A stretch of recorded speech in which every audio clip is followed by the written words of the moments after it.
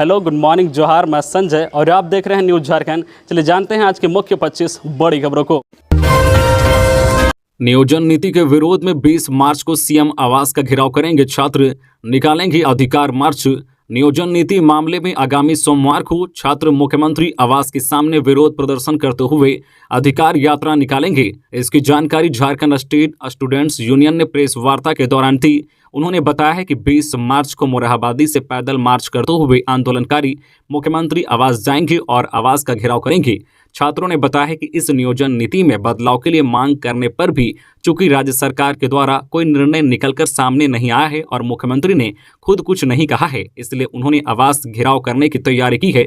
छात्र नेता देवेंद्र नाथ महतो ने कहा है कि आगामी 20 मार्च 2023 को पूर्व निर्धारित विधानसभा घेराव कार्यक्रम में प्रतिस्थापित करते हुए मुख्यमंत्री आवास घेराव कार्यक्रम तय किया है। चूंकि विधानसभा में पक्ष विपक्ष के विधायक द्वारा लगातार आवाज उठाया जा रहा है, लेकिन मुख्यमंत्री नियोजन नीति मामले पर चुप हैं, इसलिए छात्रों ने सर्वसम्मति से मोरहाबादी बापू वाटिका से मुख्यमंत्री आवास तक अधिकार मार्च करते हुए मुख्यमंत्री आवास घेराव करने का निर्णय लिया है। आगे छात्रों ने यह भी कहा है कि मुख्यमंत्री हेमंत सोरेन के द्वारा 1 माह के अंदर राज्य के युवाओं के अनुरूप नियोजन नीति लागू करने का वादा किया गया था, लेकिन आज पूरे 3 महीने गुजर जाने के बाद भी अब तक राज्य में खतियान आधारित संवैधानिक नियोजन नीति लागू नहीं हो सका है, जिसके परिणाम नियुक्ति प्रक्रिया ठप है। ऐसे में राज्य के बच्चे नौकरी से वंचित रह जाएंगे। रांची में पोषण सखियों का प्रदर्शन, विधानसभा घेराव से पहले ही प्रशासन ने रोका। पोषण सखियों ने पूर्व घोषित कार्यक्रम के तहत शनिवार को विधानसभा के पास प्रदर्शन किया। हालांकि पुलिस ने इसके लिए पहले से ही तैयारी की थी। पोषण सखियां जैसे ही विधानसभा की तरफ बढ़ने लगी, उन्हें बीच में ही रोक दिया गया। इस दौरान कई पोषण सखियों ने जबरन बैरिकेड को पार करने की कोशिश की, जिससे धक्का मुक्की जैसी स्थिति बन गई। पोषण सखियां अपनी कई मांगों को लेकर पिछले कई दिनों से लगातार प्रदर्शन कर रही है। पोषण सखियों का कहना है कि वे लोग पिछले कई सालों से आंगनबाड़ी केंद्र में महज 2000 रुपए में काम कर रही थी, लेकिन 2022 में सरकार ने उनकी ये नौकरी छीन ली, जिसकी वजह से वे सड़क पर आ गई। उनका कहना है कि नौकरी नहीं होने के कारण उनके सामने भुखमरी जैसी स्थिति है, जिस वजह से 6 जिलों में कार्यरत सभी पोषण सखी पिछले 1 साल से विरोध प्रदर्शन कर रहे हैं, लेकिन सरकार उनकी समस्याओं पर ध्यान नहीं दे रही है। प्रदर्शन में शामिल पोषण सखी डिंपल चौबे बताती है कि वे अपने घर परिवार को छोड़कर सिर्फ 3000 की नौकरी पाने के लिए सड़क पर है, लेकिन सरकार को इससे कोई मतलब नहीं है। वहीं सुषमा बताती है कि अगर सरकार बजट सत्र के दौरान हमारी समस्याओं के समाधान पर विचार नहीं करती है और कोई निर्णय नहीं लेती है, तो उनका प्रदर्शन और भी उग्र होगा। इसकी जिम्मेदार सिर्फ सरकार होगी। राज्य के 6 जिलों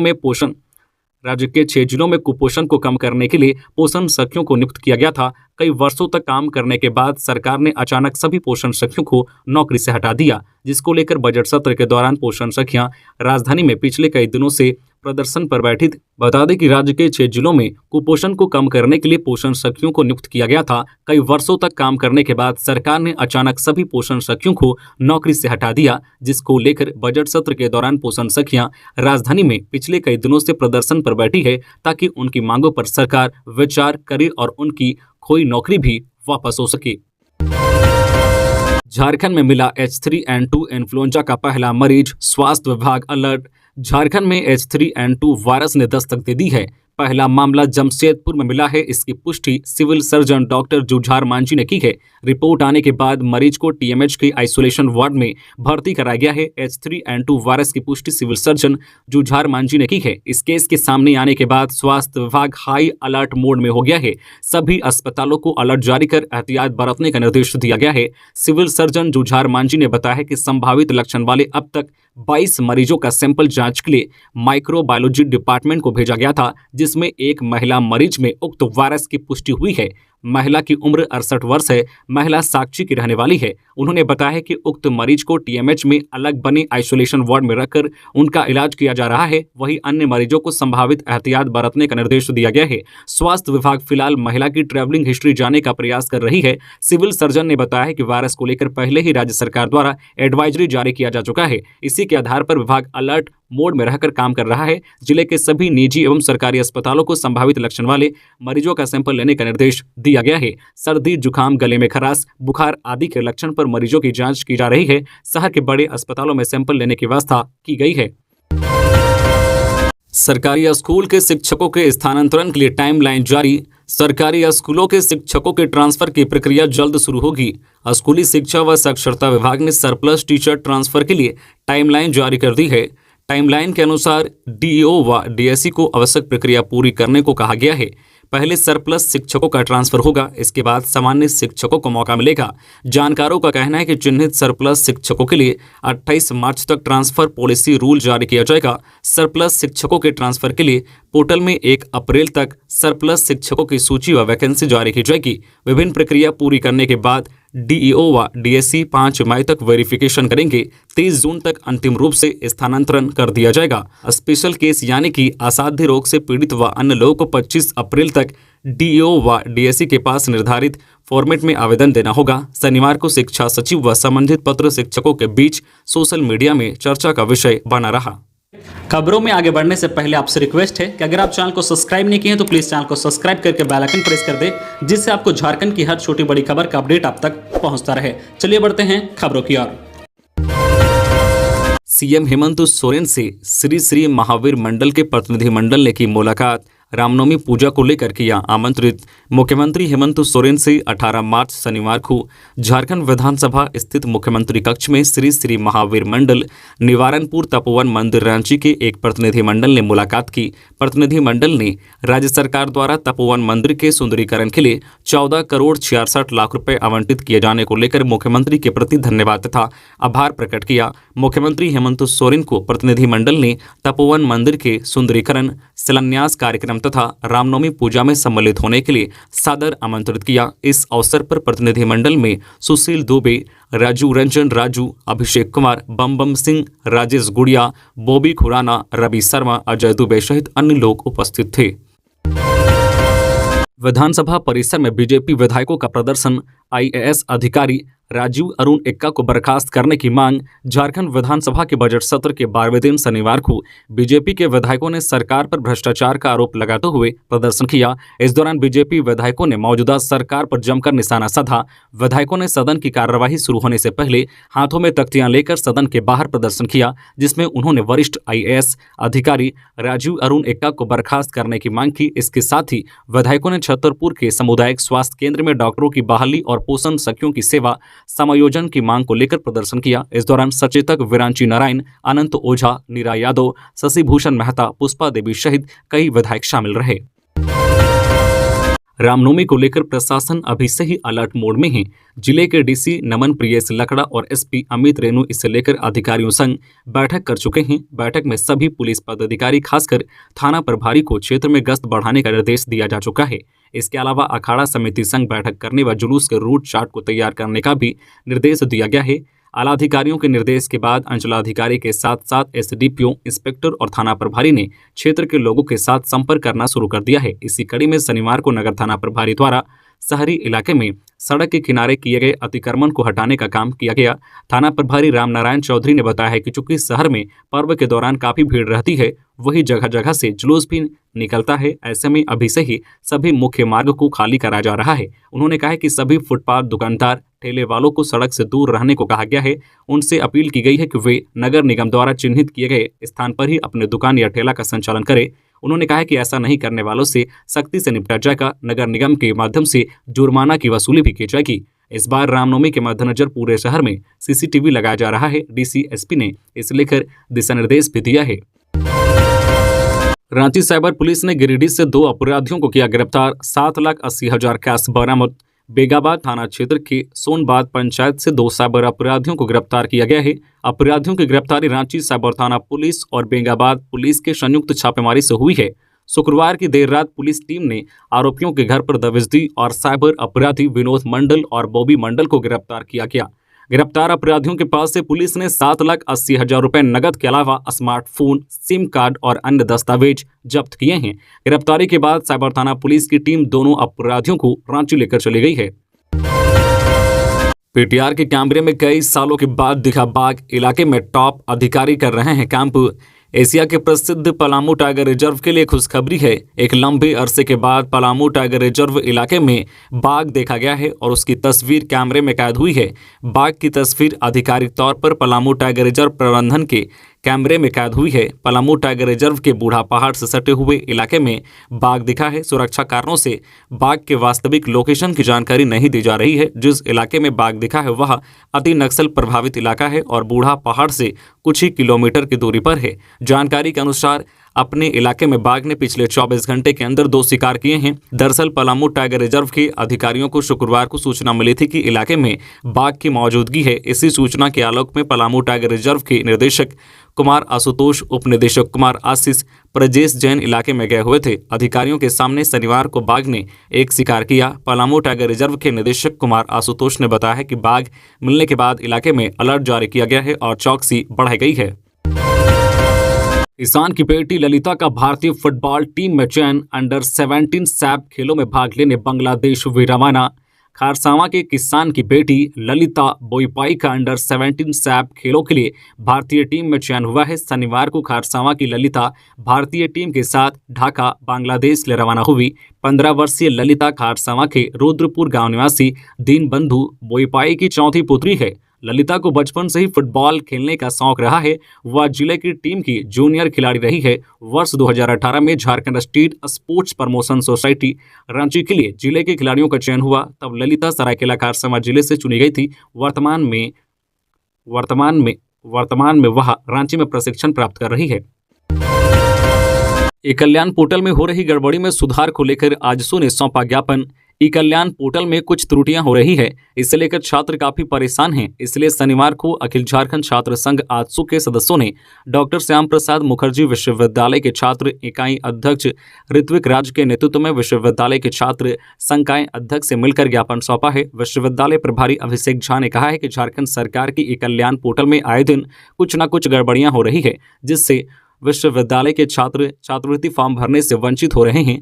आजसू की मांग है कि विश्वविद्यालय प्रशासन जल्द कल्याण विभाग से बात कर ई कल्याण पोर्टल में हो रही सभी त्रुटियों को जल्द से जल्द ठीक करवाएं एवं छात्रवृत्ति फॉर्म भरने की तिथि को आगे बढ़ाई जाए, ताकि विश्वविद्यालय के सभी छात्र छात्राएं बिना किसी परेशानी के आसानी से छात्रवृत्ति फॉर्म भर पाए। सीएम हेमंत सोरेन से संजय कौल और हेनरी एच टिमकेन ने की मुलाकात। मुख्यमंत्री हेमंत सोरेन से शनिवार को झारखंड विधानसभा स्थित मुख्यमंत्री कक्ष में दुनिया के अग्रणी बैरिंग बनाने वाली कंपनी टिमकेन इंडिया लिमिटेड के अध्यक्ष इंडिया एवं साउथ एशिया तथा प्रबंध निदेशक इंडिया संजय कौल एवं यूएसए कैंटोन फाउंडेशन के treasurer mister Henry H Timken ने मुलाकात की। इस अवसर पर मुख्यमंत्री के साथ उन्होंने झारखंड में टिमकेन इंडिया लिमिटेड एवं टिमकेन फाउंडेशन के द्वारा आदिवासी समुदाय के विकास में किए जा रहे कार्यों की चर्चा की। इस अवसर पर उन्होंने मुख्यमंत्री को अवगत कराया है कि जमशेदपुर में स्थित Timken India limited and Timken foundation ने जमशेदपुर के आसपास आदिवासी क्षेत्रों में कई विकास कार्य किए हैं, कई स्कूल कॉलेज का निर्माण कराया है। वहीं झारखंड के अन्य जिलों में भी आदिवासी विकास को वृहद रूप देने के लिए मुख्यमंत्री से चर्चा की गई। शराब सहित ट्रक लूटकांड कर रांची पुलिस ने किया खुलासा। 3 आरोपी गिरफ्तार। रांची के सीटीओ पेट्रोल पंप के पास हुए शराब सहित ट्रक लूटकांड का पुलिस ने उद्भेदन कर दिया है। लूटकांड में संलिप्त 3 आरोपियों को गिरफ्तार कर लिया है। पुलिस ने तीनों आरोपी की गिरफ्तारी बर्ही और चतरा जिला से की है। बता दें कि रांची पुलिस ने शुक्रवार देर रात बर्ही से ट्रक बरामद किया था। वही पुलिस ने शनिवार को बरही थाना क्षेत्र के सालहन गांव से 1000 से अधिक पेटी शराब बरामद किया है। जानकारी के मुताबिक अपराधियों ने ट्रक चालक को बंधक बनाकर लूट की घटना को अंजाम दिया था। वही शराब की कीमत 20 लाख रुपए आंकी गई है। सिमडेगा में अवैध हथियार के साथ 4 शातिर अपराधी गिरफ्तार। श्रीकोंडे केरा अंबाटोली जंगल के समीप बना रहे थे अपराध की योजना। जिले के कोलेबिरा पुलिस ने 4 शातिर अपराधियों को हथियार के साथ गिरफ्तार कर लिया है। ये सभी अपराधी सिमडेगा में बड़ी घटना को अंजाम देने की योजना बना रहे थे। इस संबंध में सिमडेगा के एसडीपीओ डेविड के डोड्राई ने बताया है कि संध्या गश्ती के दौरान कोलेबिरा थाना प्रभारी प्रभात कुमार को गुप्त सूचना मिली थी कि श्रीकोंडे केरा अंबाटोली जंगल के पास कुछ संदिग्ध लोग बैठे हैं और किसी बड़ी घटना को अंजाम देने की फिराक में हैं। यह सूचना मिलने के बाद उन्होंने वरीय पदाधिकारियों को मामले की जानकारी दी। इसके बाद थाना प्रभारी दल बल के साथ श्री कोंडे केरा अंबाटोली के जंगल के पास पहुंचे। वही पुलिस को देखते ही अपराधी वहां से भागने लगे, लेकिन कोलेबिरा पुलिस टीम ने अपराधियों को खदेड़कर पकड़ लिया। पुलिस की पूछताछ में अपराधियों ने बताया कि वे किसी बड़ी घटना को अंजाम देने की योजना बना रहे थे। जंगल में सभी अपराधी बैठकर रात होने का इंतजार कर रहे थे। वही अपराधियों की तलाशी के दौरान उनके पास से 9 mm का लोडेड पिस्टल, मोबाइल आदि बरामद किया गया है। गोड्डा में महिला की सिर कटी लाश मामले का खुलासा, पति ने ही साली के साथ मिलकर की हत्या, लाठी मारकर किया बेहोश, फिर ताड़ी काटने वाले दबिया से सिर काट किया अलग। गोड्डा जिले के देवटान थाना क्षेत्र में ग्राम सुंडमारा के पास की नदी से 13 मार्च को मिली महिला की सिर कटी लाश मामले का खुलासा पुलिस ने कर लिया है। पुलिस से मिली जानकारी के मुताबिक उक्त महिला ओडिशा की रहने वाली थी। उसकी हत्या उसके पति ने अपनी पहली पत्नी की बहन के साथ मिलकर की थी। इस हत्याकांड में शामिल महिला ने सारी जानकारी पुलिस को दे दी है। महिला की निशानदेही पर सभी को गिरफ्तार कर लिया है। वही पुलिस ने शनिवार को मामले का खुलासा प्रेस के सामने किया। 13 मार्च को गोड्डा पुलिस को देवटान थाना क्षेत्र के सुंडमारा के पास एक महिला का शव नदी में पड़े होने की सूचना मिली थी। प्राप्त सूचना के सत्यापन के दौरान पुलिस ने सुंडमारा उत्तर टोला में नदी के पास एक महिला का सिर व हाथ कटा धड़ बरामद किया। वही सौजन दस्ते की मदद से कुछ दूरी पर एक हाथ व सिर बरामद किया। गांव के चौकीदार दरोती सोरेन के बयान के आधार पर देवटान थाना कांड संख्या 8/2023 दर्ज की गई, जिसके बाद पुलिस ने पड़ताल शुरू की। कांड के उद्भेदन एवं अभियुक्तों की गिरफ्तारी के लिए गोड्डा एसपी ने एसडीपीओ के नेतृत्व में एसआईटी का गठन किया। गठित टीम ने घटनास्थल से उठाए साक्ष्यों, वैज्ञानिक एवं तकनीकी साक्ष्यों के आधार पर कुछ व्यक्तियों को पूछताछ के लिए थाने लाया। पूछताछ के दौरान एक महिला ने स्वीकार किया कि उसके पति ने उक्त महिला की हत्या की है। हालांकि पुलिस अभी तक मुख्य आरोपी को गिरफ्तार नहीं कर सकी है। खुशखबरी, शूटिंग की ट्रेनिंग के लिए अब नहीं जाना होगा दूर। एक से बढ़कर एक बंदूक से लैस होगा लोहरदगा का सेंटर। लोहरदगा के लोगों के लिए बड़ी खुशखबरी है। लोहरदगा में बहुत जल्द शूटिंग ट्रेनिंग सेंटर शुरू होने वाला है। लाखों रुपए की लागत से लोहरदगा में इसका निर्माण किया गया है। राज्यसभा सांसद धीरज प्रसाद साहू की पहल पर शूटिंग रेंज बनकर लगभग तैयार है। शूटिंग ट्रेनिंग सेंटर में आपको अभ्यास करने के लिए अब लंबा इंतजार नहीं करना पड़ेगा। इसके लिए आपको ज़्यादा दूर जाने की भी जरूरत नहीं होगी। लोहरदगा जिले में राज्यसभा सांसद मद और अन्य योजनाओं के माध्यम से बीएस कॉलेज मैदान में शूटिंग रेंज का निर्माण कराया गया है। आकर्षक भवन के साथ साथ एक से बढ़कर एक बंदूकें मंगाई गई है। इलेक्ट्रॉनिक टारगेट भी स्थापित किया जा रहा है। इसके अलावा कई अन्य आधुनिक सुविधाओं से यह ट्रेनिंग सेंटर सुसज्जित होगा। लोहरदगा जैसे छोटे से जिले के लिए प्रतिभाओं को आगे ले जाने को लेकर राज्यसभा सांसद धीरज प्रसाद साहू ने इसका निर्माण कराया है। राज्यसभा सांसद धीरज प्रसाद साहू खेल को लेकर हमेशा से गंभीर रहे हैं, चाहे वह क्रिकेट प्रतियोगिता और क्रिकेट स्टेडियम के निर्माण की बात हो या फिर फुटबॉल, एथलेटिक्स और दूसरे इवेंट की बात हो। राज्यसभा सांसद ने लोहरदगा को एक अलग पहचान दिलाने की कोशिश की है। इटक की राज्य स्तरीय सम्मेलन में बोले राष्ट्रीय उपाध्यक्ष, केंद्र सरकार की नीतियों की वजह से भारत का लोकतंत्र खतरे में। अखिल भारतीय ट्रेड यूनियन कांग्रेस एटक के राष्ट्रीय उपाध्यक्ष विद्यासागर गिरी बोकारो में जमकर केंद्र सरकार पर बरसे। उन्होंने बोकारो के सेक्टर 2D स्थित कला केंद्र में झारखंड राज्य एटक के 3 दिवसीय छठा राज्य सम्मेलन के दौरान अपनी बात रखते हुए कहा है कि भारत में लोकतंत्र खतरे में है। मोदी सरकार देश की गंगा जमुनी तहजीब को खत्म करने में लगी है। उन्होंने आरोप लगाते हुए कहा है कि देश का सबसे बड़ा घोटाला मोदी सरकार के कार्यकाल में हुआ है। इसका खुलासा हिंडनबर्ग की रिपोर्ट में भी हुआ है, लेकिन सरकार चुप्पी साधे हुए है। केंद्र सरकार द्वारा मामले में न किसी सांसद को और न ही किसी नेता को बोलने दिया जा रहा है। बीजेपी सरकार लोकतंत्र के लिए खतरा है। उन्होंने कहा है कि वर्तमान में मोदी सरकार तानाशाही रवैया अपना रही है। सीबीएसई ने स्कूलों के लिए जारी किया निर्देश, 1 अप्रैल से पहले शुरू न करें नया सेशन।